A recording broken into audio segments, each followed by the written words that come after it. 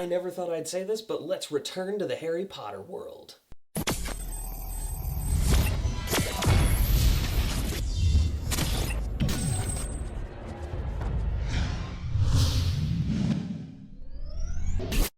Guys, gals, and everything in between, I'm here today to review to you Fantastic Beasts and Where to Find Them. So, Fantastic Beasts and Where to Find Them is the new film in the Harry Potter universe, directed by David Yates and written by J.K. Rowling. This is a prequel. It takes place roughly 70 years before the events of Harry Potter, and it is just a film in that universe. And as a Harry Potter fan, I have been so excited to return to the wizarding world. This Harry Potter film is starring Newt Scamander, whom, if you're not familiar, Newt Scamander wrote one of Harry's textbooks called Fantastic Beasts and Where to Find Them.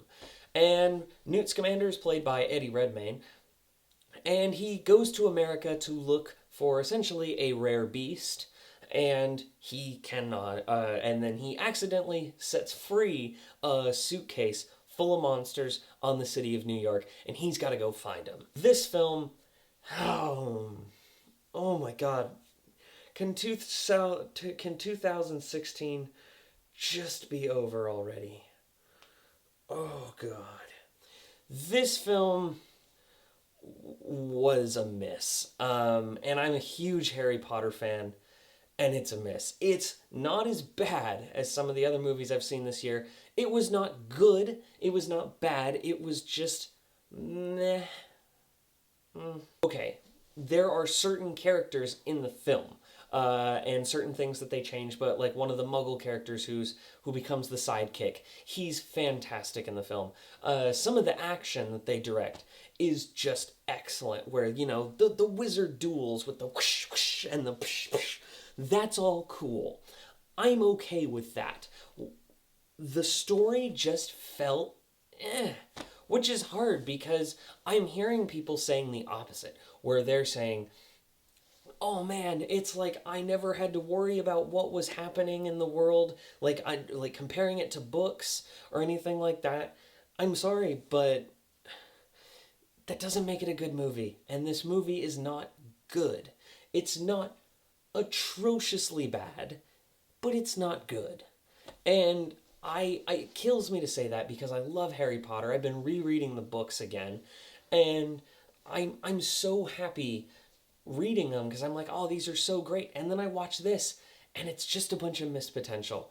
The CGI in the film is not really great. When they're doing wizarding duels and there's one creature that's kind of like the main villain creature, when they're fighting and Newt's going after him, that looks incredible. But when you go into these CGI money explosion shots where it's like, there just has to be, we just got to throw as much money at the wall as we can, that's when I take issue, because the movie at that point falls apart. Because the CGI is, I'm going to say, the CGI in Chamber of Secrets and Sorcerer's Stone are better than the Fantastic Beasts CGI.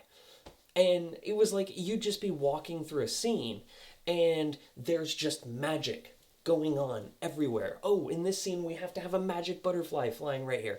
Oh, in this scene we have to have magic pens or typewriter. Everything, everywhere, all the time. Money at the screen. And the reveal in the third act was, quite frankly, made me not want to watch the next one.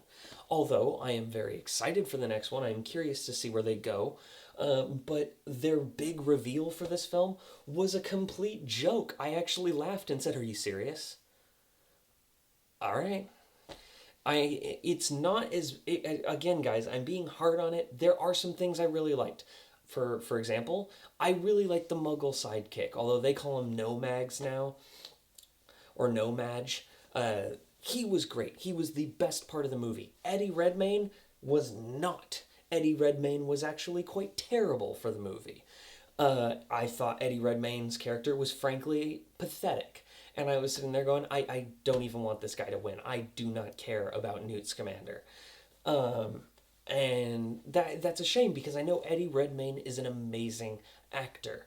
I've seen it with my own eyes. Then there's some shots, where they're doing wizarding duels. There's a backstory that makes no sense. Like there's a secondary plot that just goes nowhere, and you're just all right. And it had one really great scene that hit me emotionally that I was like, wow, that one got me. And so I have to say that there were parts I really liked, and then there's a lot I didn't like. And I just felt like this was a cash grab. It felt like the definition of a studio cash grab. My girlfriend is one of the biggest Harry Potter fans I know. And I turned to her after the movie and said, "What'd you think?" And her reaction was, "It really wasn't that good." And so I know I'm not alone on this one. It's not that good. I'm sorry, guys, but Fantastic Beasts and Where to Find Them, I'm going to have to say it's background noise. You throw it on the screen, and when you occasionally have a cool wizarding duel, that's when you can throw it on there, and I guess. But I have no enthusiasm for this, and I have to say, this is, in terms of the Harry Potter franchise, it's not the weakest one. To me, that will always be Half-Blood Prince. But this is not good. And it makes me really not excited for the other ones, but I want to see the other ones. So, what did you guys think about Fantastic Beasts and Where to Find Them? Don't forget to like and subscribe. Got plenty more videos coming to you. Love you guys.